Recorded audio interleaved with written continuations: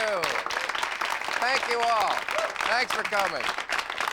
Well, thanks. And hi, I'm Bill Maher, and this is Politically Incorrect, the show that has this advice for all artists who are ahead of their time. Slow down! Well, today my guests are Lorraine Bracca, Matt Lauer, Roseanne Arnold, and John O'Sullivan, and we're going to be talking about manners. For example, I had dinner with Jeffrey Dahmer shortly before his arrest. I said, Jeff, I don't like your friends. He said, then just eat the noodles.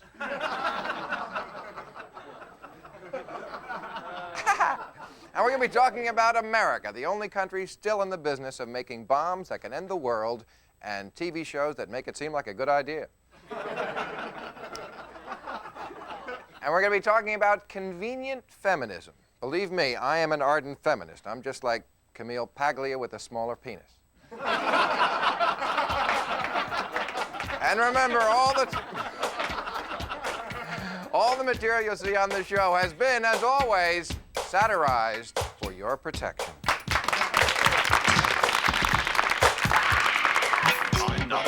You heard America causes cancer by communism. Since Vietnam, we only fight the easy part. Everybody up to that. Politics, the show business, Clinton's just Reagan without the stand. All the women in the work sexual marriage. Like sex. I have a dream. All right, welcome back to the show. Now it's time to meet the combatants. First of all, Academy Award nominee for a role in Goodfellas and soon to be seen in Even Cowgirls Get the Blues, Lorraine Bracca. All right, also the host and producer for HBO's Entertainment News and anchor for the morning news on New York's WABC TV, Matt Lauer. This is fun, huh?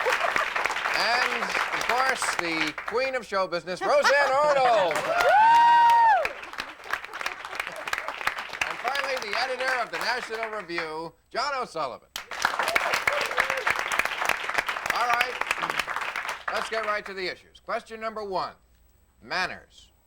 The point of a necktie is that it has no point. It's just there to say respect, to say, I want this job, or perhaps I want to get in your pants. Restaurants used to make men wear neckties, and it was their way of saying, we're serious about you getting laid, even if you're not. If you want to go home with just a peck on the cheek, go eat at Sizzler. I'm sure women are thinking now if there were only a restaurant that made men not fall asleep 10 seconds after sex. Which is just another form of rudeness that has become as common and acceptable nowadays as a tattoo on your ass. My question is the downfall in manners merely annoying, or is it a harbinger to the fall of our civilization? And Roseanne, you are the perfect person to answer that question. What was the question? I don't know. You asked me about bad How manners. important are they that we have none anymore? How important are they that we have none anymore? The next question is about grammar. Well, I think you're confusing manners with civility, neither of which I like. Thank you. I think they're both detrimental to society. I think they're based on BS, elitism, racism, classism, and everything else. And it's like who's the widest and who's the richest, and that's what manners are. And if the lack of them is the harbinger of the fall of that culture, then I think it's great. Well, now that you've and I have a tattoo on my ass. I know. Now that you've had your little hissy fit. How rude of you. Well, let's get. Now, you look like an erudite young man, Mr. O'Sullivan. Erudite, maybe. Would you care to take on that opinion? I reckon that it's with great respect, Miss Arnold. You don't have to put on an accent to do it. Well, we believe you're cultured. Well, you know, I speak the same as anyone else if you wake me up at night, but you won't ever get the chance. Now. Oh, darn. Now. I was hoping to take you home. Now, you see, the point about manners is that they enable good manners, which I actually do support and favour, they enable people to disagree without coming to blows. If you ever notice the really vicious rows, they're always between people using their Christian names. They're never between people who are saying Mr. So-and-so, Miss So-and-so, Mrs. So-and-so.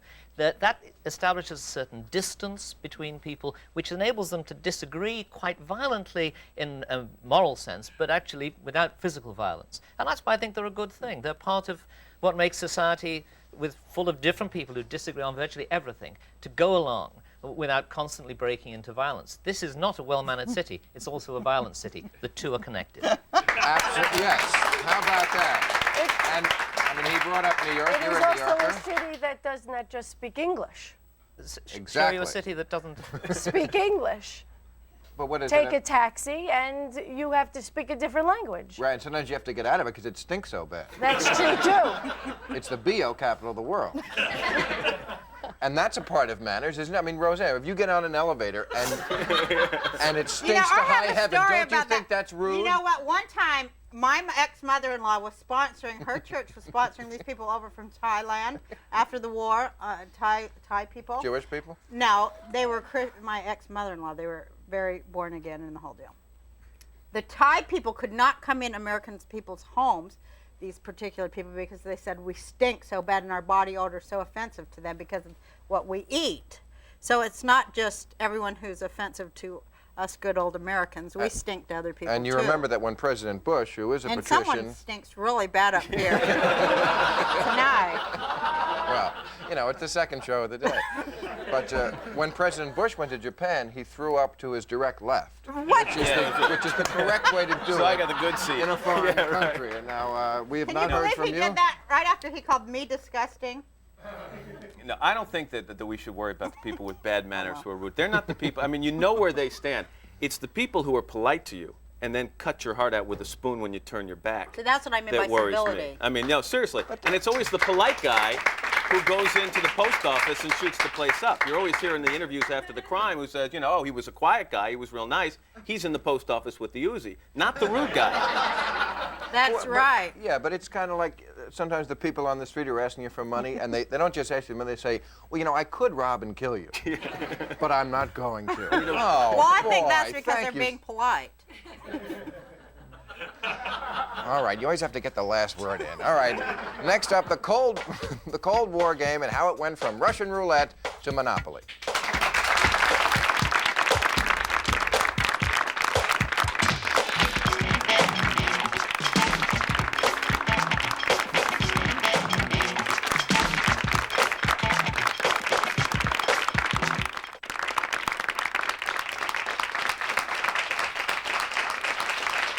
All right, welcome back. Issue number 2. The Bar Brawl that this country had with Russia for 50 years ended with the collapse of the Soviet Union, and now America sits astride the world unchallenged like no power since ancient Rome. Now, when Rome had that kind of power, they lived by the famous rubric, if you can't eat it, sell it, or screw it, kill it. America does not do her business that way. When Vietnam had a civil war, we sent our troops. When we had our civil war, was there one Vietnamese soldier over here helping? America could be a bully in the world that would make the Idi Amin regime look like a tea party in Murray Hill. But we don't, and we should get credit for that. Now, do you agree with that, Mr. O'Sullivan? Yeah, well, you may have guessed I'm not originally an American, and I happen to think that if you go to European countries, the biggest thing they worry about is America's going to withdraw. They don't want America to leave. They want America to stay there because America is a guarantor of European peace. Now, if America were an oppressive power, if people were afraid it was going to dominate their lives in an unpleasant way, rule them in ways they didn't like, they wouldn't want America to stay. It is because they know America is essentially a decent country. Now, it's committed its crimes in the world. Show me a people or a country that hasn't. What's not unique about America, there are one or two other countries, but what is rare is that a power which has such power has in general used it well and used it to preserve other people's freedom rather than to take it away. Exactly my point, Doctor. Now,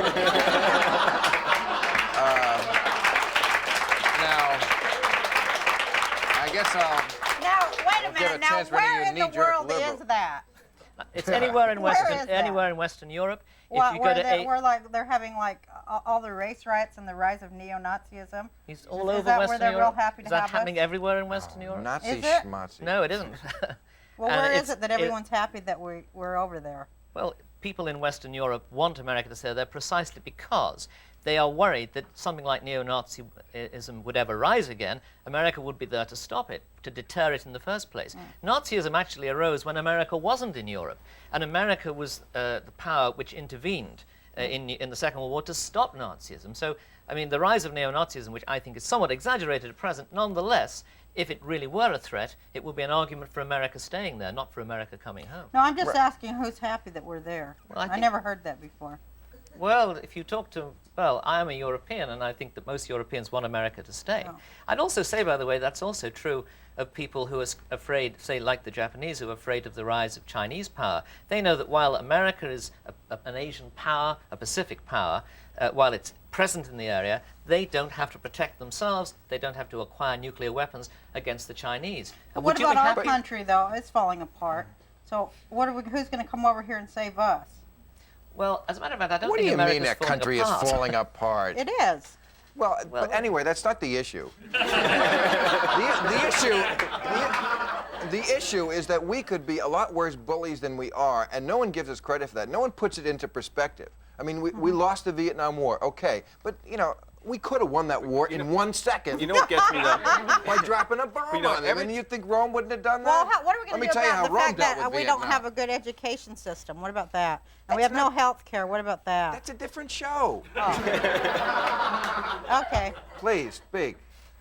Freedom of choice. And Great, everybody's got their own issue. You know what gets is when we go into a place like Grenada, we take this huge military machine, we march into Grenada, everybody complains, we're picking on the little guy. Who in their right mind wants a fair fight in a war? I mean, seriously, you want to kick somebody's butt. You don't want to go in and have it go back and forth. They lose 1,000 guys, we lose 1,000. You want to go in, you want to wipe them out in like 4 days and get out of there. But the Why point, do they complain? Yeah, but we didn't go there to wipe anybody out. We went there to preserve democracy We went there on an because island close to our Claude- shores. Why do they Colbert call was it in civil trouble. war, though? Because there's no war that's really civil. That's right. But Semantics. that's a good point. yeah.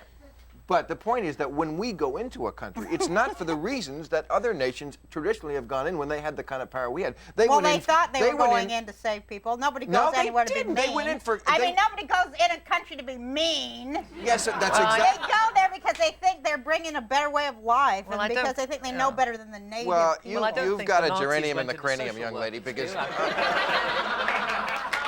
I'm telling you that other the nations throughout difference between history have Nazis gone and in, social and back work me is- up on this. I mean, for conquest, and for booty, a lot of booty is a big thing. Not to mention pirates, and also to put the people into slavery and to take the women off. You know, the rape of the Sabine women and all that. And whenever we, even in Vietnam, wasn't our goal What is the noble? point I'm of not this gonna be the stupid, spokesman The for stupid point is, we're discussion? done. All right, coming up. Women and convenient feminism. You'll like this one. Feminists complain that women are paid only 65% of men's salaries. But 70. but men need that extra 35% to pay for dates.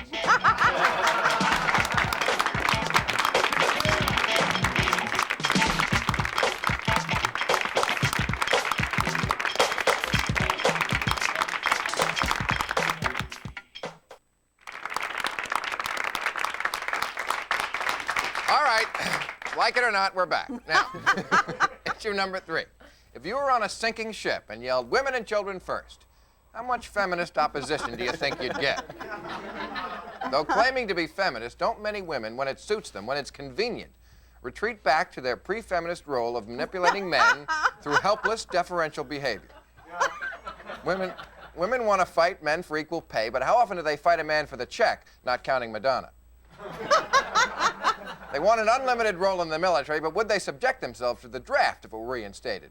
And any man who questions a woman's physical capabilities gets branded as sexist. But who do they call when there's a spider to be killed? Convenient feminism, crackpot theory, or dangerous lunacy?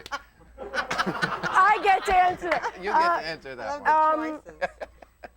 I think that. You know what I'm getting at here. Yeah, I know. You know, it's simple. Like, we could just say, oh, well, screw dinner. Let me just take your Platinum American Express card, right?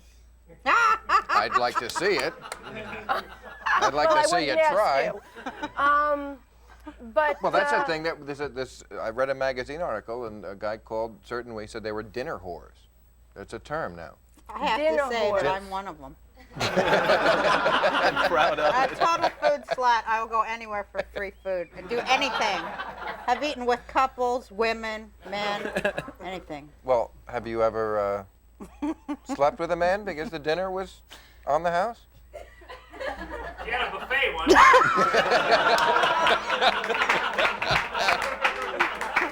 An unknown voice off camera. I don't think women want to be equal to men, and I think we'd have to have lobotomies to do that. That's not the issue.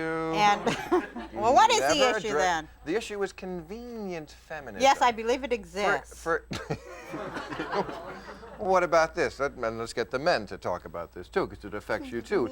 Don't you think women, when it suits them, yes. they're all about equality, and then when it Well, suits so them, are men. Men are Men what? are all the time, like it used to be, there's a big difference between men and women. And then when it became like another issue about equal pay, then the men started going, there's biological differences. Just because they don't want to change any damn diapers. I don't get your point. What is your point? Men are the ones who are on both sides of that issue, way more than women are.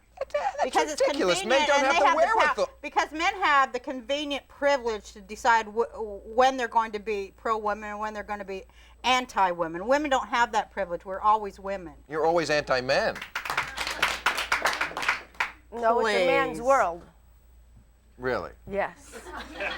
For Well, example, you when the ship's sinking and the women and children Well, it's they still a mean- man's world at that Ah. point. Now, when they say women and children first, they mean to go overboard and die.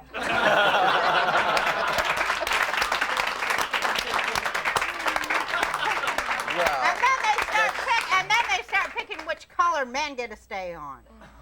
they get what? Then they start deciding which colors of men get to stay on longer on the boat. Who makes all these decisions? What is this kind of executive like committee you. that's sitting? I wish that were the case. But does it seem to be? I mean, These fake Britons. I'm actually a genuine article, but where are these people who make these decisions? You're constantly sort of saying men make this decision, but Yeah. the fact is, who are the people who decide to throw the women overboard, as you put it? Do we have Because I'd like to join the committee. It doesn't. Well, Matt and I are gathering some names right now. No, I mean, you'd think we have some meetings. Have you ever been in a meeting like where we decided all this stuff? I mean, No, because those meetings happen in Would those you- little enclaves where only males are allowed to go. And you know why they go there without, well, you know why women are not allowed to go into those places? Because that is where the males all dress up like women and have sex with each other. we'll be right back. I'm not even gonna-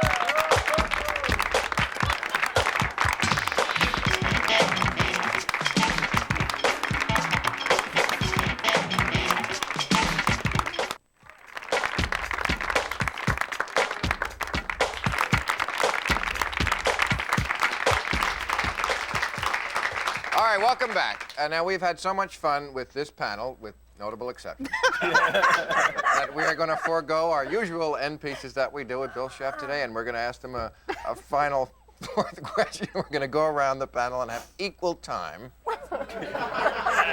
Miss Arnold. All right, I didn't say that.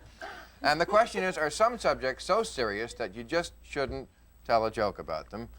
Lorraine? I don't know why. I know. I believe we should be able to joke about anything. I happen to like that. Anything? Yeah, sure. There's nothing that ever offended you. Do you know Roseanne? Yes. And Roseanne doesn't offend me, and I congratulate no. Roseanne for speaking her mind and being who she is. Well, I don't either. Well, Yeah. We're the. She waited till the end of the show to suck up to Yeah, Roseanne. Yeah, right. Yes, well, we have a movie coming out, so I thought that it would be appropriate, you know. You do have a movie coming out, don't you? Yes, we have a movie coming out. Are you serious? Together? Yeah. I didn't know that. yeah. Well, I didn't write it on the card. I don't know anything. Come we on, turn Matt. this over to you. I think there are things that you don't joke about. I think kids dying. I think people dying in wars, murders. But But the problem is, I'm a hypocrite on this because there are times that I've heard jokes about things like that, and You I've laughed laughed. your ass I laughed off, my right? ass off, right? But I don't think I would make the joke in my car driving in, listening to You Know Who or something like that. Yes, I've laughed, but I think there are times you just got to leave people alone and say, taboo. Who's you know who? I mean, like guys like Howard Stern, they make jokes. The minute somebody's in the ground, boom, they're He's so joking. big, all you have to say is you know who? I guess so. This guy, Tom, is that guess right? so. Oh, how'd that happen? Yes, Mr. O'Sullivan. Well, I reckon there are, in fact, a lot of things you shouldn't make jokes about, which doesn't mean to say I would pass a law banning anybody or stop it happening. It's simply that I think, in respect for other people's really profound basic values, particularly religious ones, I wouldn't make jokes about them. But there's a big proviso. One of the most brilliant pieces of He's got a big proviso. in the English language. I've heard that about you. One of the most profound attacks on wickedness was the piece by Jonathan Swift called A Modest Proposal, which yes. he recommended that since the Irish were overpopulated and since they had too many children, why didn't they solve the problem by eating their babies? Now, this particular piece of savagery was a sort of humor, but it affected how people felt about things. And you should, People this is felt some years ashamed. ago. You should This admit. is 200 years ago. Right, okay. No, they may not know that. But I remember it well. and I think that's quite important to remember, that savage humor of that kind can be very valuable. Yes. And I agree. And the last word to... And I agree. But this is what I have to say, is that the subject and the object of the joke have to be in the right place. And I think you can joke about anything. I don't like jokes that have the traditional victim. But if the object or the subject of the joke is like the system that creates the victim, it could be very funny. And what about America? Do you think that we're too powerful in the world? All right, listen, So we've yes, had... I think we can joke about anything. Well, and we have. As long as we do it with good taste. Shut up now. I'd like to thank Lorraine Bracca, Mott Lauer, Roseanne Arnold, and John O'Sullivan, and everyone here and our little family. Thank you. Join us next time on Politically Incorrect.